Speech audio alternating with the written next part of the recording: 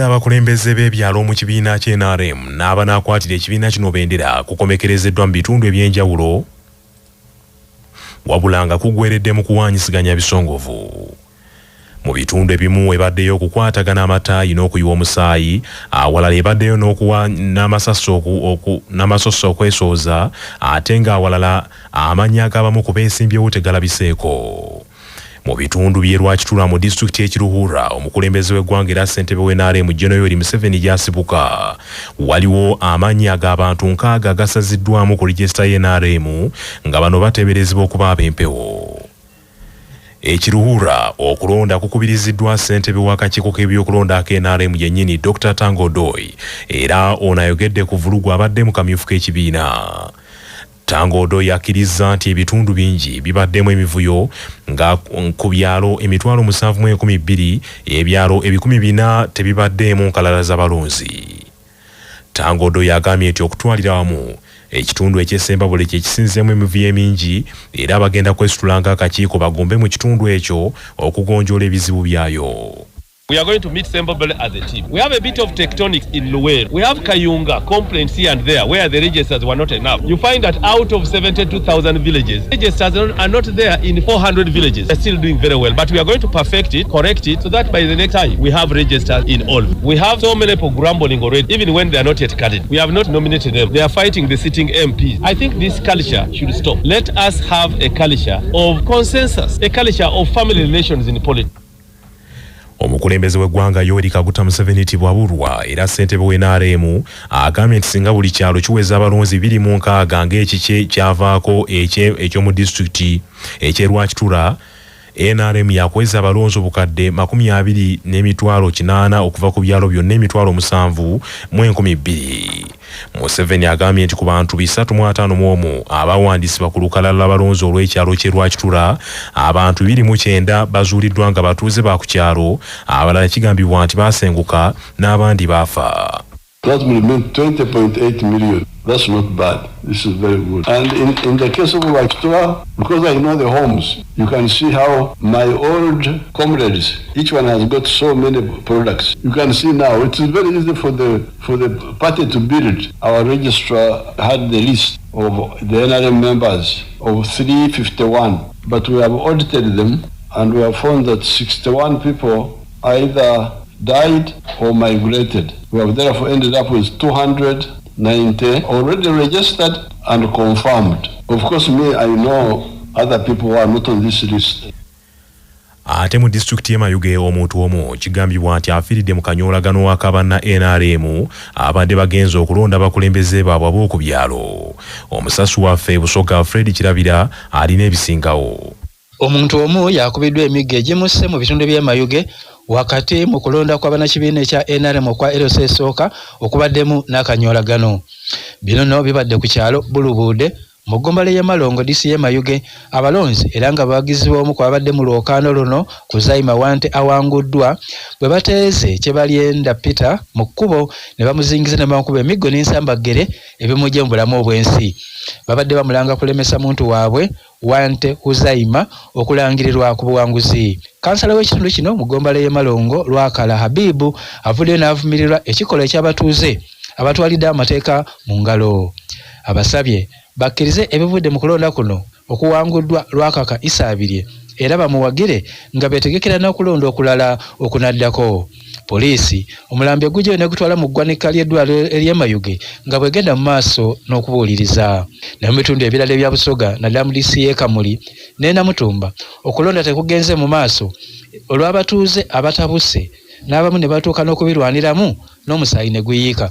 Ku lwaki Abbas Radio Buganda ey'obujjajja, Radio Nantameggwa, Fred Kirabira, e Busoga. Ate mu kibuga Jinja okulonda kutabuse n'okumuuna ekuyimirizibwa olw'abantu abangi abadde bagenze okulonda naye nga tebali ku nkalala z'abalonzi. Ku luguudo Lubasi akalulu katabuse abalonzi ne batandika okuwanyisiganya ebisongovu ekiwaliriza n'amyuka omubaka wa gavumenti mu kibuga Jinja Nsiima Saidi okuyimiriza okulonda okwo.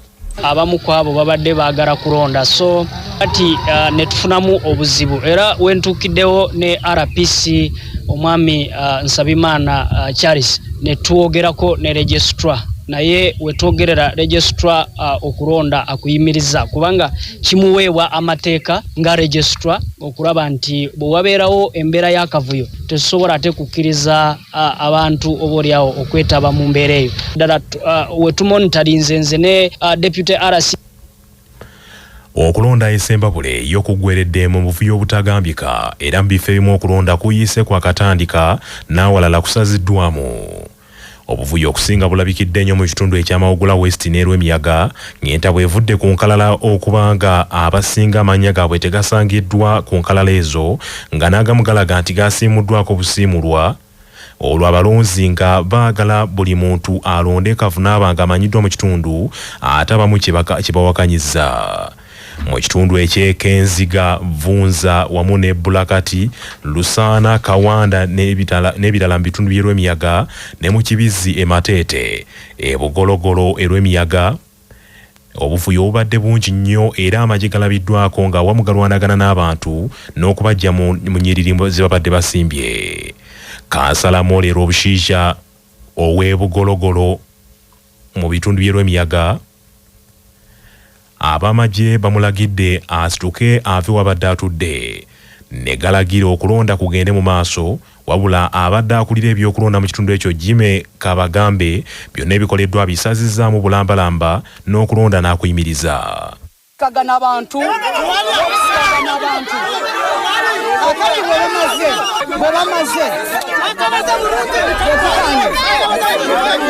era bagala bwe tumaze amagye ne gayingirawo.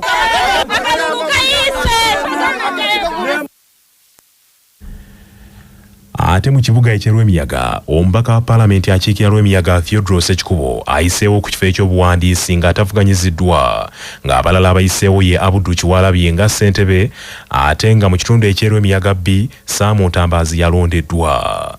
Omubaka Theodore Sekikubo agambye nti newankubadde balonze mu bitundu ebimu naye bayise mu mbeera enzibu ennyo.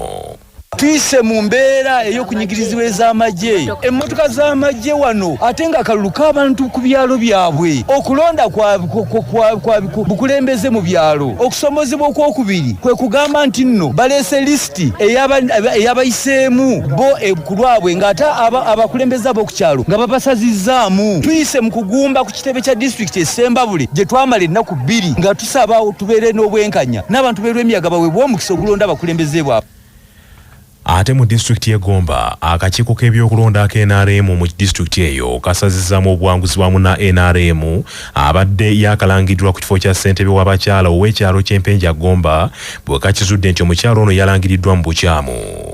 Gwe basazizzaamu ye Nassali Sarah ng'ono mu kusooka yalangiriddwa nti awangudde ekifo kya ssentebe w'abakyala ab'ekyalo ky'Empenja oluvannyuma lw'okulangirirwa nti ayiseemu nga tavuganyiziddwa.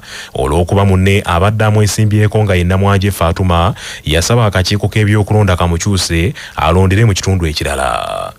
Oluvannyuma lwa Nassali Sarah okujaganya n'abawagizi be nti bawangudde ye Namwanje Fatuma yeekubidde endulu mu kakiiko k'NRM ak'ebyokulonda Egomba era ebyabadde birangiriddwa ne bisazibwamu.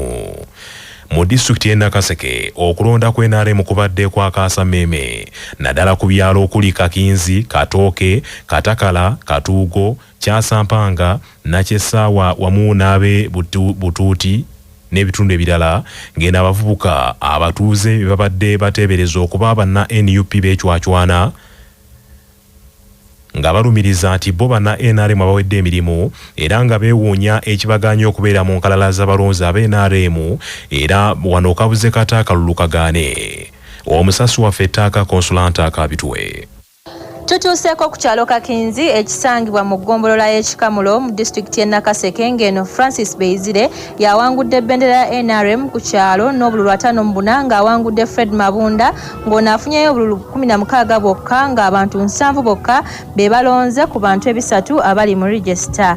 Nsaba tukuume empisa tuleme kusiiwuuka ate okubeerako omuntu yenna yeekera ekifo ky'okunsapootinga. Abatuuze basoose Gaana kulonda akalulu nga bagamba okujjako nga tubakkiriza n'abo abatali mu register okulonda akalulu ekintu ekikuntana n'enkola y'NRM nga bwe yategekebwa omwaka tetwabitegeera atali mu register talina kulonda naye ekitabo kyali mu nnyumba ya muntu.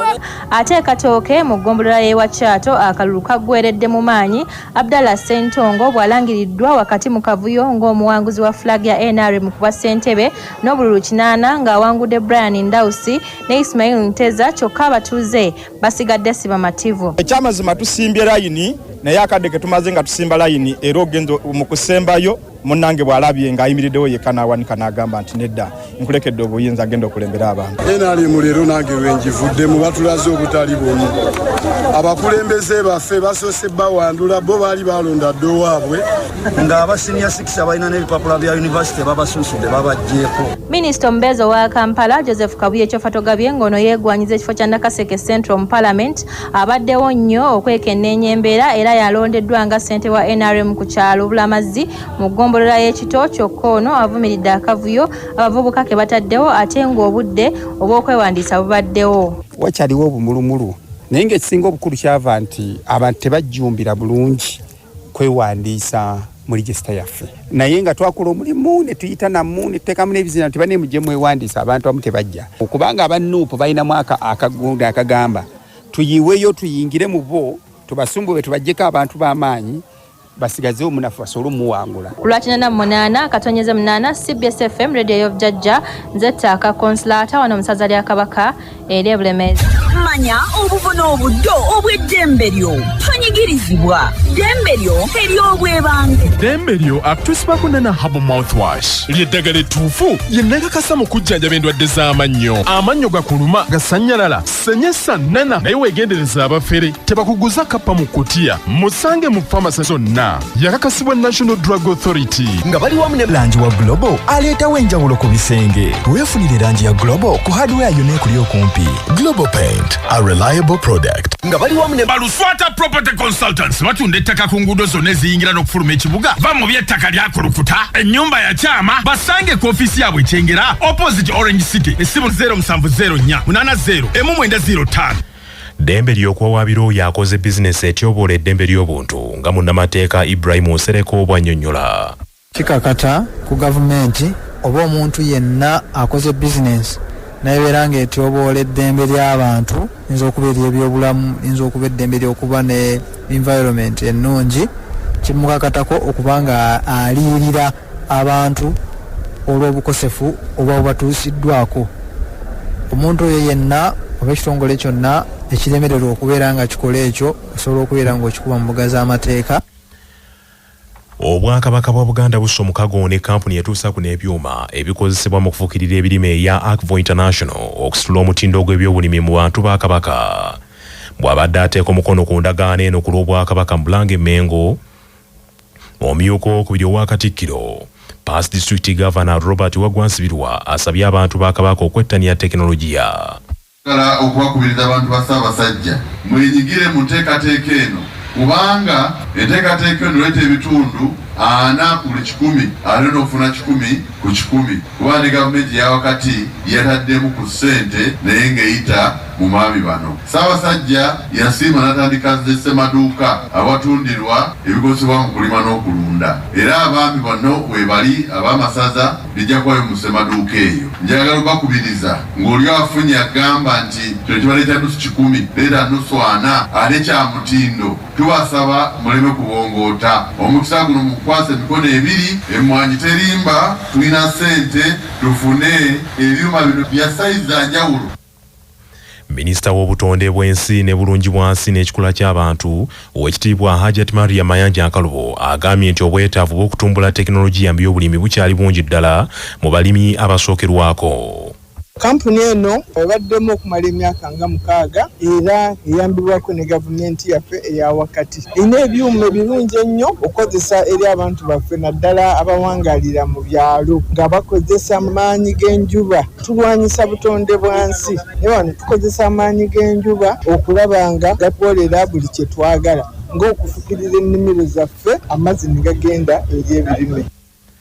Senkulu wa Akvo International Victor Kazimiri wamu ne senkulu wa kampuni enkozi y'ebyuma ebikozesebwa mu byobulimi Enos Innovative Swiss Technology Karin Generate bategeeza nti enkolagana wakati waabwe n'Obwakabaka egenda kuyambako abalimi okwongera okumanya amaanyi ga tekinologiya mu kulima emmwanyi. Tujja kuba tukola ku by'okufukirira ennimiro, tujja kuba tusupplyinga solar lighting systems, abantu nga bafuna amasanyalazi ag'amaanyi g'enjuba. Tujja kuba ekirala nga tukola ku bya water treatment, tuyina zi water purifiers, tuyina eddagala ly'amazzi buli kimu byonna ebitreatinga amazzi ne gabeera ag'okunywa amalungi.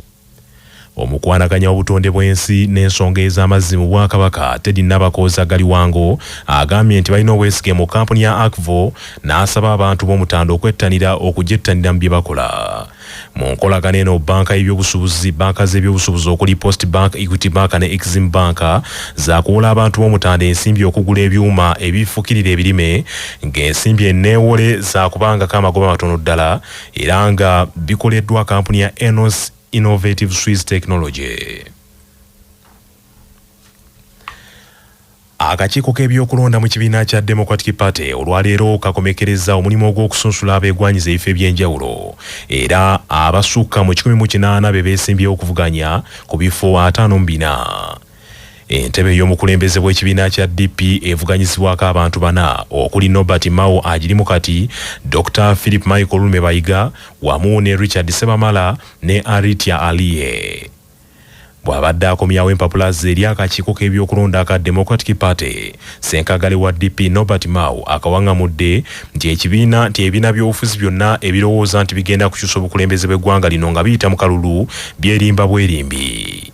Mao agambye nti ekigenda okukyusa obukulembeze bwa Uganda kwe kwogerezeganya n'okuteeseganya.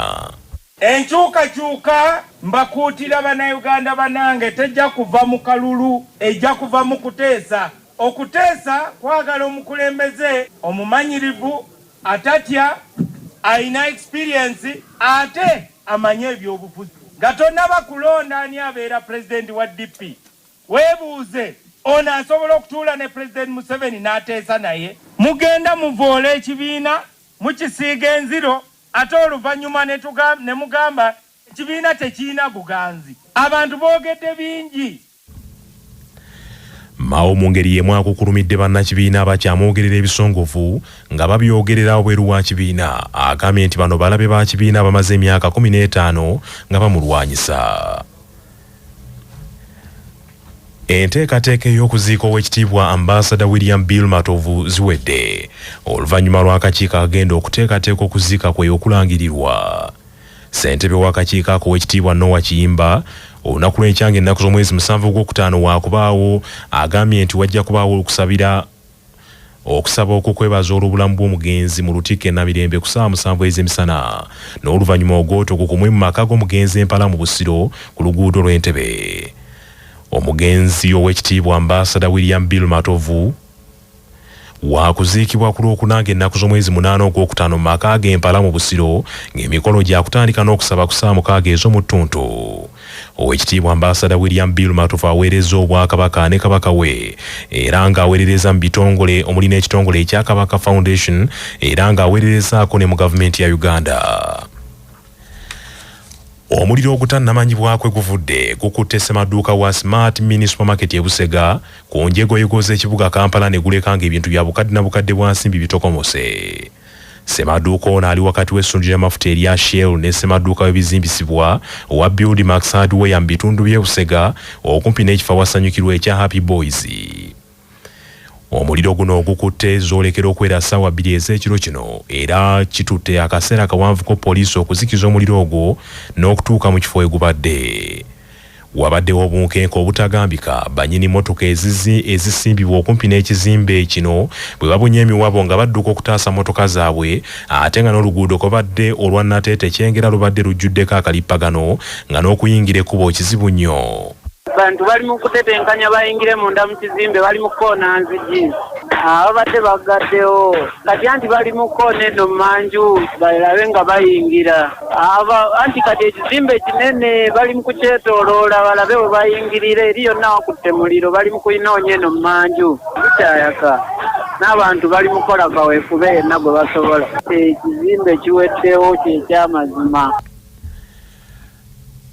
Ekitongole ekiddukanya ekibuga Kampala ekya KCCA kiyisizza ebiragiro ebikakali ku basirikale baakyo abakwasa amateeka bwe kizuuse nti abasirikale bangi bava dda ku mulamu ogw'abateekesaawo. Ebimu ku biragiro ebiyisiddwa mulimu okukangavvula n'okugoba abasirikale bano abanaasangibwa nga beenyigidde embikola eby'okutulugunya abatembeeyi n'abasuubuzi, okujja enguzi mu bantu be bakolamu ebikwekweto n'ebirala. Ebiragiro bino biyisiddwa Ssenkulu wa KCCA Hajati Sharifa Buseki ng'asinziira ku City Hall mu Kampala mu nsisinkano gy'abaddemu n'abasirikale aba KCCA abakwasa amateeka. Ganti omuntu yakoze ekikyamu tetulina budde bwa kutololetinga impunity oba emizeejo emibi. Tugamba abantu abalala temukola kino ate ab'omunda bakikola. Kati ne munda ekyo tukikatiriza meeting eno. Oli mukozi waffe ukoze ekikyamu naawe kyokola kubalala ngo obakwasa empisa naawe tugenda kikuteekako. Tetugenda kutira muntu yenna ku liiso ku nsonga ya corruption, ku nsonga yo kujja kubasuubuzi ssente olw'okubanga toyagala omujjaawo watundira mu bukyamu, toyagala mutwala mu kooti n'omujjako akasente. Hajati Sharifa Buseki era asabye bannakampala okuyambako ekitongole kino nga balonkoma abo bwe balaba nga beenyigidde mu bikolobero eby'enjawulo. Bw'ati ategeezezza nti abasirikale bano bagenda kubateekerawo n'emisomo egy'enjawulo eginaababangula ku nneeyisa n'enkola y'emirimu.